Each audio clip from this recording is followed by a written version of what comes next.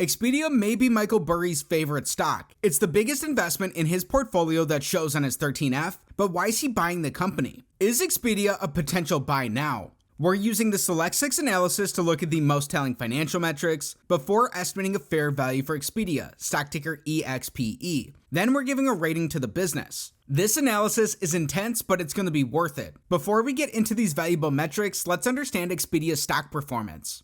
Right now, Expedia trades for $110.22 per share. Year to date, they're beating the market. Expedia's up 26%, while the S&P 500 is up just under 20%. In the last 10 years, it's a different story. Expedia's been trailing the market, even though they're compounding at 8% annually. No surprise, as a travel business, they had a huge low in spring of 2020. They rebounded sharply by the spring of 2022, yet since then they're down again.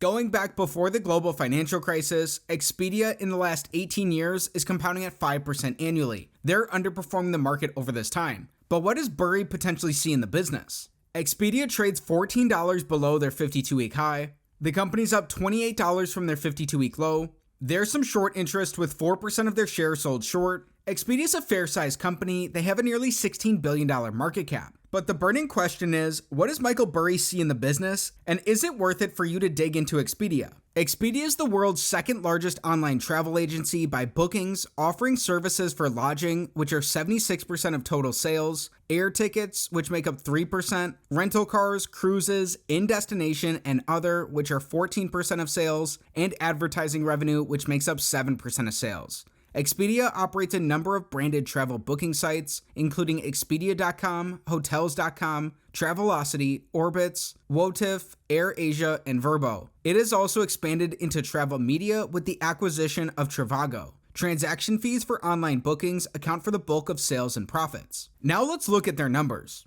Starting with metric number 1, we want Expedia's average return on capital in the last 5 years to be above 14%. The average business earns a 7% return on capital. Looking for a benchmark that's double this can build in margin of safety based on the quality of the business. Over the long run, over the course of decades, a stock's likely to return what its underlying business returns. These returns are captured by return on capital. Expedia earned slightly above average returns coming into 2020. That's when the business really got hit with global lockdowns due to the pandemic. As a travel company, Expedia suffered. Since then, as things have reopened, they've rebounded. And actually today, they're in a better position than where they were prior to the pandemic. Expedia earned 11.5% returns on capital in their last fiscal year. In their last 12 months, they earn around 13% returns on capital. However, when these are averaged out, because we're factoring in 2020 here, Expedia earns around 3.7% returns on capital in an average year over this time. That's coming in below a typical business. This means this is an X on metric number 1, although that may not paint the full picture for the business. Metric number 2, we're looking for growth to support their returns on capital. We want to see 5-year revenue, net income, and free cash flow growth. This metric's all or nothing. We want all 3 to be up for this to be a check. Here we really see the hit the company took in 2020. Their revenues dropped by more than 50%, their net incomes were negative, and so were their free cash flows. Amazingly, even despite that big hit, the company's revenues are up 9% when we include today's numbers. Their earnings have more than doubled from 2018, and that's the same with their free cash flows. This is actually a check on metric number 2. Great to see that the earnings and free cash flows are up faster than their revenues. This means Expedia's profit margins have grown. The company may be experiencing some operating leverage as they're getting more out of their fixed assets. Metric number 3, we're looking for earnings per share growth in the last 5 years. This looks at Expedia from the view of an individual shareholder. We learned in our last metric their net incomes or their earnings have more than doubled over this time. That's when we include their numbers up until today, which aren't shown here on their chart. As we can see, the company took a big hit in 2020. Since then, their earnings have more than doubled. However, even at the same time, Expedia's diluted shareholders by about 5%. Ideally, that's not what we want to see, although it potentially makes sense given the company's circumstances. Still, their earnings per share are up over this time. This is a check on metric number 3. Metric number 4, we're looking for free cash flow per share growth. This is almost the same story. Their free cash flows have more than doubled. This is outpacing their 5% shareholder dilution, meaning they've grown their free cash flows per share. Another check here on metric number 4 means so far through 4 metrics, we have 3 checks and only 1 X for Expedia. How will the company perform in the rest of our analysis? In recessions, it's businesses with a lot of debt that can have the biggest losses or even go bankrupt. Metric number 5, we want Expedia's net debt, which is their total debt minus their cash and their short-term investments, to be below the sum of their free cash flows in their last 5 fiscal years.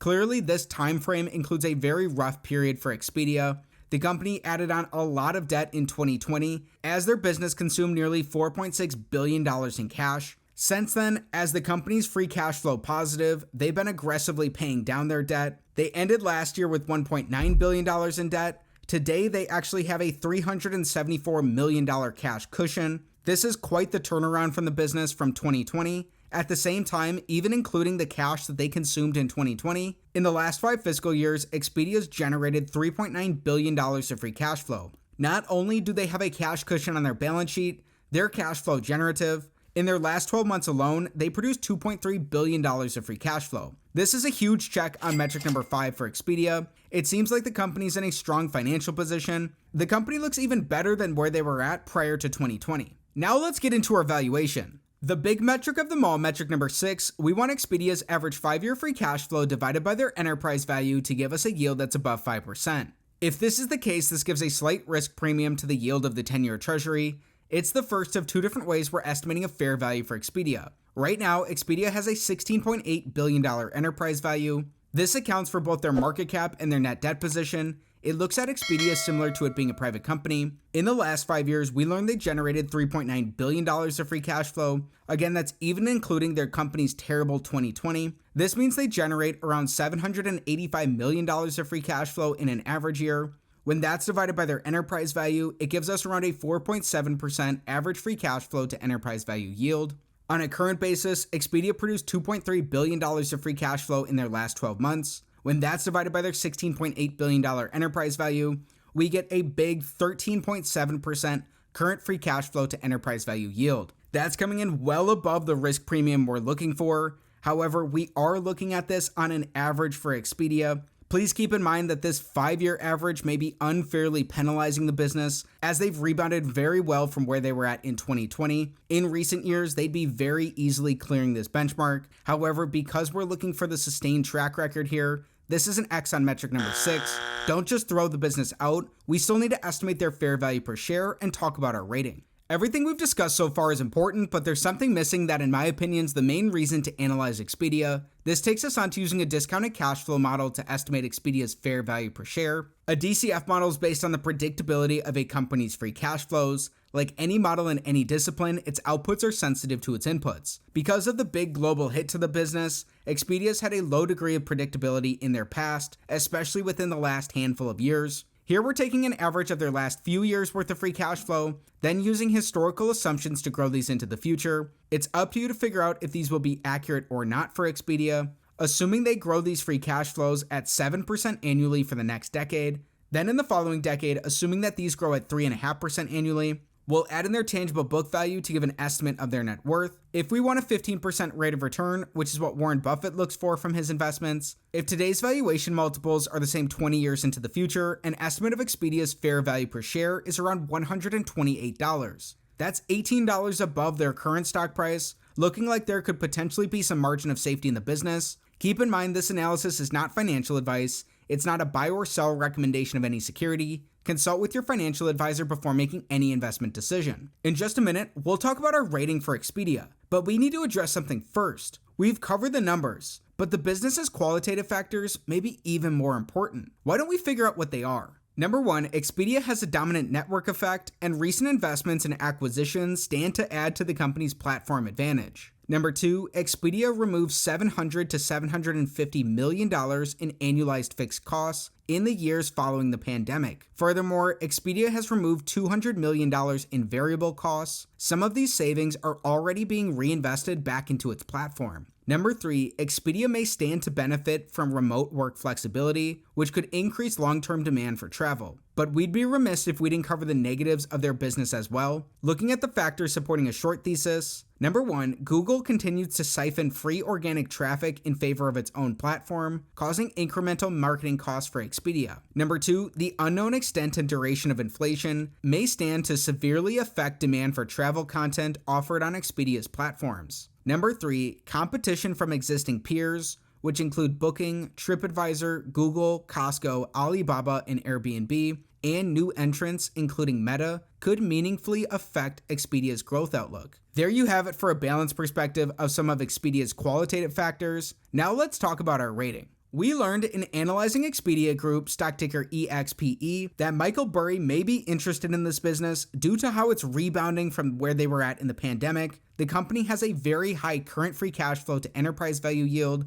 They've generated free cash flow in all of these years besides 2020. They're even sitting on a cash cushion today. At the same time, the business has cut a lot of their fixed costs and they've reduced expenses across the board, meaning they have higher margins and they're getting better operating leverage on the revenues they do bring in. Expedia's returns on capital are also improving. They're even better than where they were at prior to 2020. While there's little doubt 2020 was a major hit to the business, Expedia seems to have taken some of this in stride and used it as an opportunity to restructure their costs. As noted, they do operate in a very competitive space and there is increasing competition for Expedia, especially with how they have to spend to keep up their marketing. That's something you'd want to note and dig into. Again, this is not financial advice. Expedia's free cash flow to enterprise value yield may look attractive compared to the 10-year treasury. When we performed our discounted cash flow analysis, based on those assumptions, if you want a 15% rate of return, from today's valuation multiples, if they're the same 20 years into the future, an estimate of Expedia's fair value per share looks like it's around $128. Again, that's $18 above their current stock price. When we combine all the factors of our analysis, Expedia seems to hit on the classic Michael Burry investing philosophy, which is looking at down and out companies that are on their way to rebounding